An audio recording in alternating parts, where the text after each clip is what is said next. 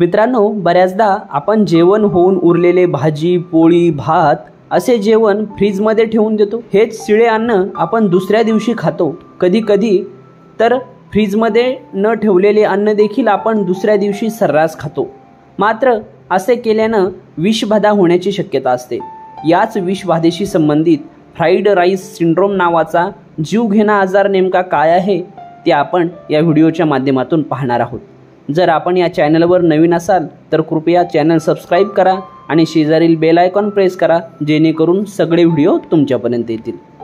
तर मित्रांनो, मागच्या वर्षी समाज माध्यमावर 2008 सालचा एक व्हिडिओ व्हायरल झाला होता।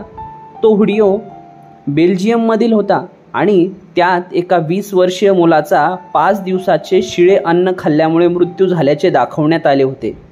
त्याला फ्राईड राईस सिंड्रोम हा आजार झाल्याचे म्हटले गेले होते। फ्रीजमध्ये ठेवलेला 5 दिवसाचा जुना पास्ता त्याने पुन्हा गरम केला आणि खाल्ला। यानंतर त्याला उलट्या होऊ लागल्या आणि गॅस्ट्रो इंटेस्टायनल लक्षणं दिसू लागली। यानंतर दुसऱ्या दिवशी त्याचा मृत्यू झाला। पोस्टमॉर्टम रिपोर्टमध्ये तरुणाचा मृत्यू यकृत निकामी झाल्यामुळे झाल्याचं समजलं।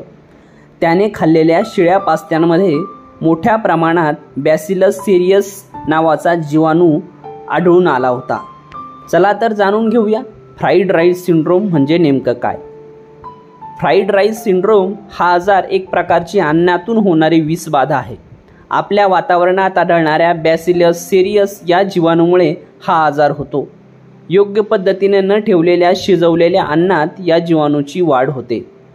United States of agriculture department USDAच्या म्हणण्यानुसार भात पास्ता अशा स्टार्च जास्त असलेल्या शिजवलेल्या अन्नात बॅसिलस सीरियस या जीवाणूची लवकर वाढ होते।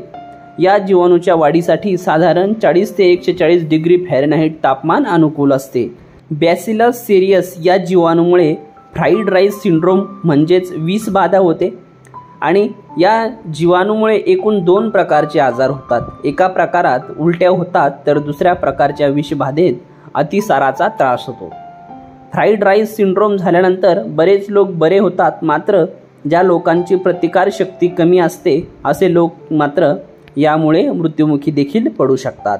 या आजारापासून वाचवण्यासाठी काही गोष्टी आपण पाळायला हव्यात। कुठलंही अन्न शिजवल्यानंतर 2 तासापेक्षा जास्त वेळ बाहेर ठेवू नये। उरलेलं अन्न व्यवस्थित झाकण असलेल्या डब्यात पॅक करून फ्रीजमध्ये ठेवावे। स्टोअर करून ठेवलेलं अन्न त्यानंतर एकदाच गरम करून खावं। परत परत अन्न गरम करून खाणे योग्य नाही।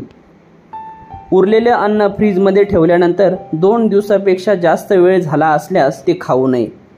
चला तर मित्रांनो, पुन्हा भेटूया अशाच एखाद्या महत्त्वाच्या विषयासह। तोपर्यंत नमस्कार।